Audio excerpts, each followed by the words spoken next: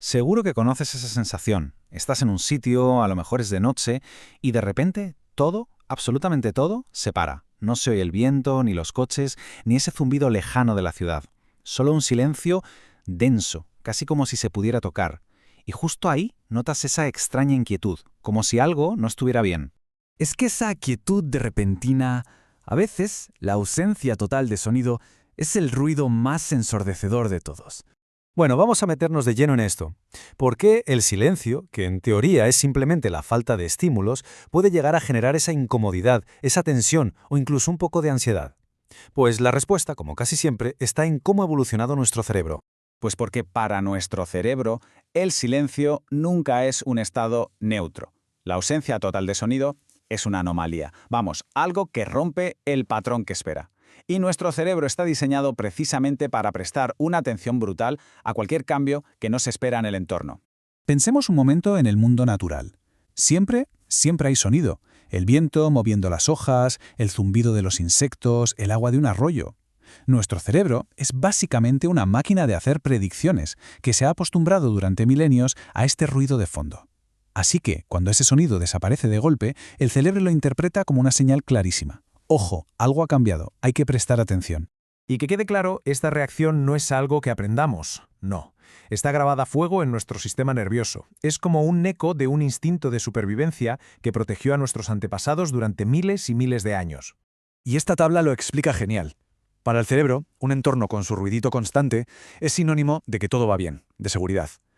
Pero un silencio repentino y que no es natural, eso es una bandera roja. Históricamente podía significar una cosa, que un depredador andaba cerca y que todos los demás animales se habían callado para no ser detectados. Fijaos en la secuencia. El cerebro de nuestros ancestros aprendió a asociar el silencio repentino con un peligro inminente. Ese patrón se quedó grabado y aunque hoy vivamos en ciudades llenas de hormigón, nuestro sistema nervioso sigue funcionando con ese software de fábrica. Un silencio inesperado dispara la alerta de forma automática. Pero la amenaza no siempre viene de fuera. Hay otro fenómeno súper interesante que pasa cuando nos quedamos en silencio absoluto. De repente, toda la atención se dirige hacia adentro.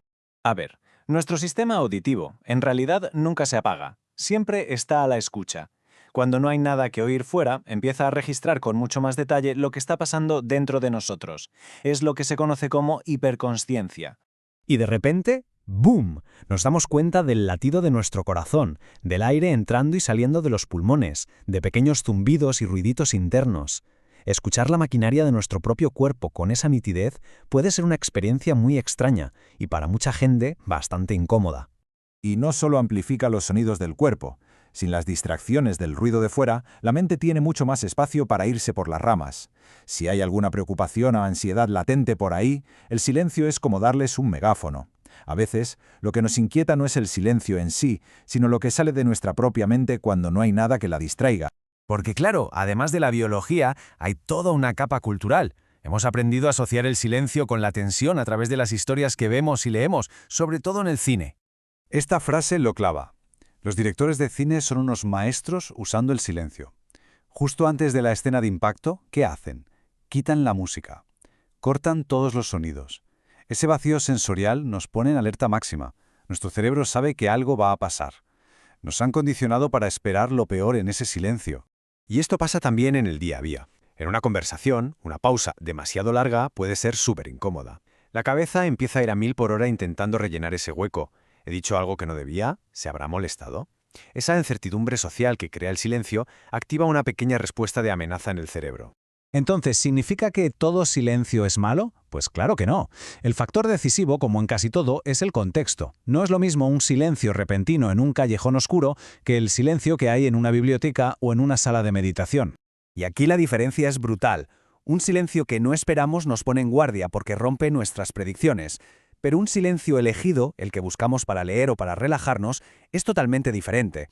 Lo vemos como algo seguro, que controlamos y, por lo tanto, nos calma. O sea que el quid de la cuestión es este. Cuando el silencio es predecible y estamos en un entorno que consideramos seguro, nos ayuda a reducir la carga sensorial y el estrés. Pero cuando es impredecible y rompe la normalidad, nuestro cerebro lo trata como una posible amenaza que hay que investigar. Venga, vamos a atar todos los cabos. La inquietud que provoca el silencio es una mezcla compleja. Por un lado, rompe las expectativas de nuestro cerebro. Por otro, es un eco de un instinto de supervivencia. Además, amplifica nuestro mundo interior. Y para rematar, es una señal social y cultural que hemos aprendido a interpretar de una forma muy concreta. Al final, si nos tenemos que quedar con una sola idea, que sea esta. El problema no es la ausencia de sonido como tal, sino la tremenda incertidumbre que genera. El cerebro intenta desesperadamente predecir qué va a venir después de que la normalidad se haya roto. En el fondo, ese silencio que nos inquieta es un recordatorio de cuánto depende nuestro cerebro de los patrones para sentirse seguro. Su trabajo es mantenernos a salvo, y para eso odia los vacíos de información. Por eso a veces, la nada puede ser lo más aterrador de todo.